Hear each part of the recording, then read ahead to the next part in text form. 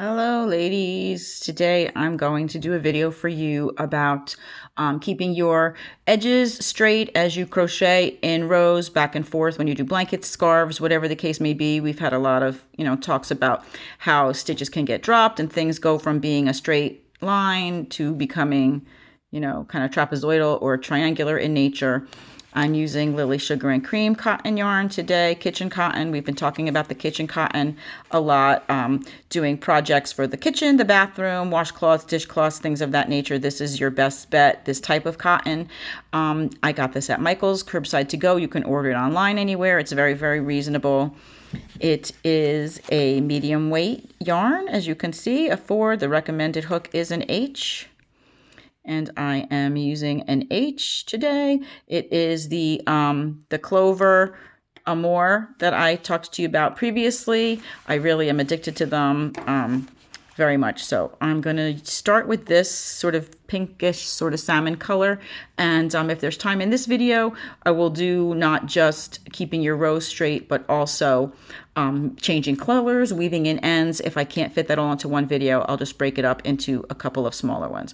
So all I'm going to do today, and bear with me because I'm trying to do this without my contacts in. So what I'm going to do is a variation on some of the dishcloth patterns that we've been talking about. And I don't know why this color keeps changing. It's really bothering me. So it's going to be, basically, I'm going to crochet a chain of 15, and then I will be right back. So hang on. Okay, so I am back and I have crocheted my chain of 15, as you can see. So this particular pattern, you'll see it's the dishcloth patterns that I gave you guys. They're both variations on a theme. As long as you start with an odd number, it really doesn't matter how many you do. I'm just going to do 15 for brevity's sake. Now, because I'm going to start with a single crochet, normally what you would do is you're going to crochet into the second chain from the hook. So that would not be this first one because you can't go in there anyway. If you were to try to go in there, you're going to unravel.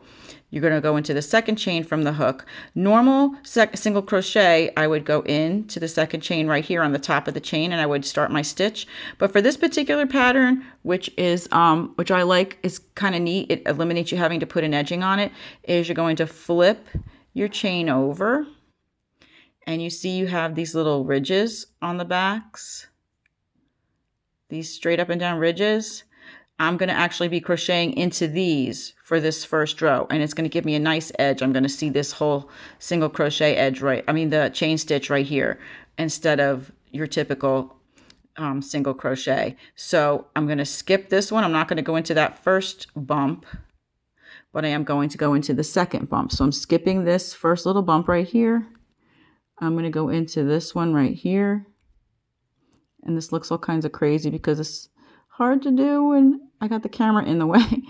Okay, so I'm going into that bump and making a single crochet. And then I'm going to go into the next bump and I'm going to do a half double crochet.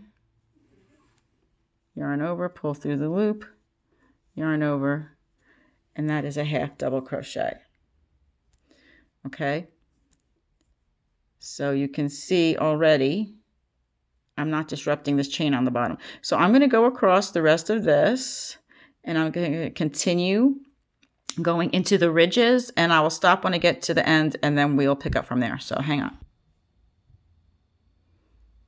Okay, so I am back. So I have crocheted half double crochets and single crochets across. If you remember, my chain started with 15 chains.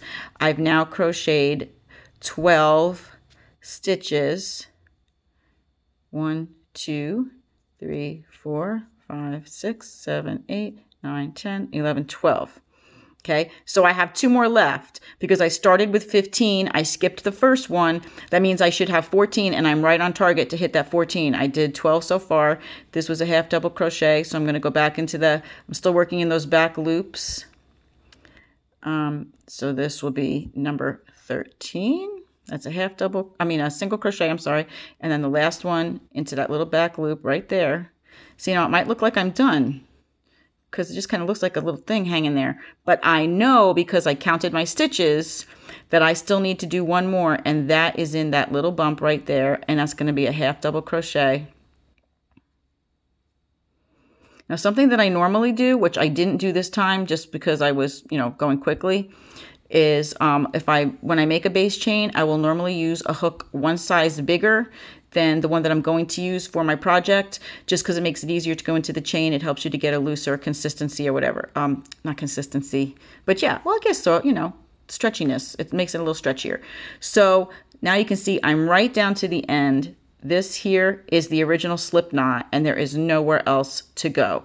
And I have 14 stitches because I counted them, including this little bent up looking one on the end.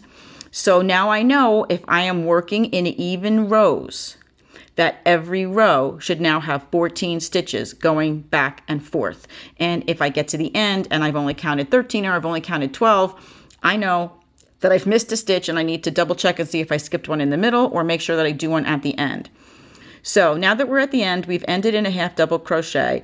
This pattern is going to be where you're alternating. So this is a half double crochet. I know that when I turn it, I'm going to start with a single crochet then. So then I'm putting a single crochet on top of a half double crochet on top of a single crochet, and so forth. So I'm going to turn it. And a turning chain for this particular pattern is going to be 1. It's going to say in the pattern, chain 1, turn. Some patterns will say chain 2, chain 3. It all depends on what's the height of the stitch that you're going to be doing on your next row. Taller stitches require taller turning chains. So whatever your pattern says, that's what you'll follow. But the most important thing is that you're just turning in the same direction every time. So I have to chain 1, and then I'm going to turn. So when I turn, I prefer to go in this direction. Okay. So I'm turning the bottom. See, it's facing me here. My bottom of my work is on my right, and I'm swinging it around. I guess this would be called clockwise. I'm going in a clockwise direction, swinging it around this way. Okay. It's not right or wrong. It's just that's the way, that just seems to be the direction that I fall into. And as long as every time you get to an end, you turn it in the same direction, whether it's clockwise or counterclockwise, your edges will look nice. You can also go this way. My work was on my right, so I'm swinging it away from me, counterclockwise. Either way is the same thing. So since I did it, this was the last thing I did, that's how I'm going to stick with it. I'm just going to do it from here.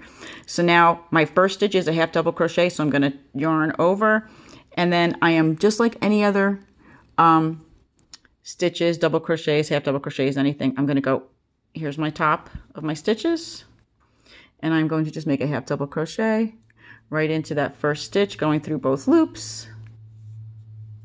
That's a half. Right? Oh, wait, what did I say? Oh, wait, see, look, I made a mistake. My last stitch was a half double crochet. This was supposed to be a single crochet. I already did my chain 1. So, see, everybody makes mistakes, people. Get in there, you. So now that's going to be a single crochet on top of the half double crochet. This is a single.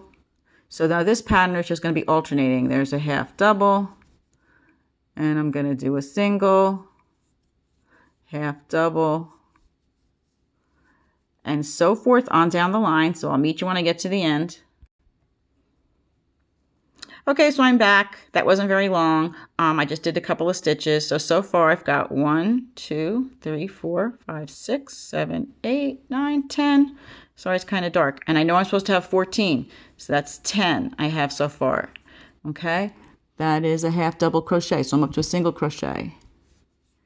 11, 12,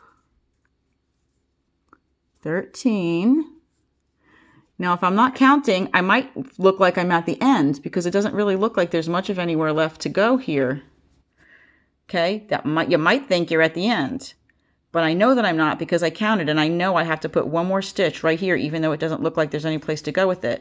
So I made a single crochet. My next stitch is a half double crochet, and I'm going to make sure, oh, look, there it is. If I turn it over, I can see there is still the top of my last stitch that I did not go into yet. So you just make sure you get in there what did I say this was? Half double.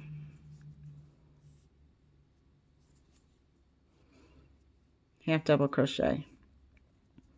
So there's my first end. Here's my second end, and you can see there now there's really nowhere left to go. Okay, I made a half double crochet, and I know that I'm chaining one. Now, because last time I turned this direction, I turned counterclockwise, that's the way I'm going to continue to go. Every row, I'm going to turn the same direction, counterclockwise. Okay, started with my work here. I'm turning it away from me because that's what I did on the first row, and I'm going to do that every row after that. So this again is the same thing. I made a chain one. My last stitch was a half double crochet. So when I go into this one, it's a single, half double, single,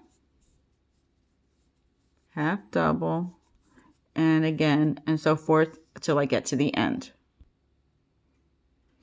Okay, here I am again towards the end. I want to make sure I'm counting my stitches. I know I need to have 14, so I have 1, 2, 3, 4, 5, 6, 7, 8, 9, 10, 11, 12. 12 stitches so far. So I know I need 14. And this is a single crochet, so half double, 13. And I got to get that last stitch in, even though it looks like, oh, maybe there's nothing there. And cotton does kind of look funky sometimes. It can tend to look like it's splitting, like that end looks a little right there, like a little frayed. That's the nature of cotton. So I'm getting my last stitch in there. So if you see, the edges are straight. And you get like that little bit of a little ridge from the turning chain. But that's the nature of the beast. That's when you're working in a row, you're going to get that. And again, like I said, this is cotton, so it's a little more visible than maybe something else would be. But I thought the stitches show up really well on here, and I wanted you guys to see it. So same thing is going to apply. I would chain one because I've been turning in this direction. I'm going to go this way. My first stitch on this row is a half double right into that first spot. And then I'm going to crochet all the way to the end. And here I am at the end. I've got 12 stitches counting from the very beginning. So I have 2 more to go. That is a single crochet. 13. You see that very last stitch? It doesn't always look like much, but it's there. 14. Okay, and I would just continue on this way. I'm going to take a second to put together something with some taller stitches, and I will show you those.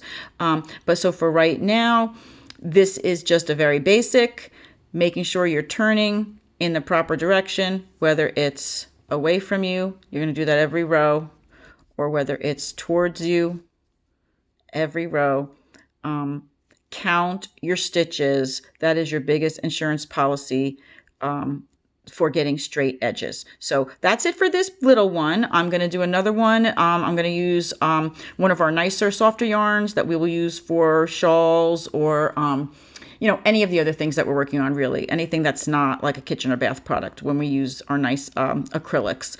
And we'll talk about taller stitches and how turning into them can sometimes be a little trickier. And we'll do some color changing, weaving in ends, things of that nature. But so for right now, you can all happily make your dishcloths and your washcloths with ease. Make sure you're counting and turning in the same direction. And I will see you on the next video. Bye, guys.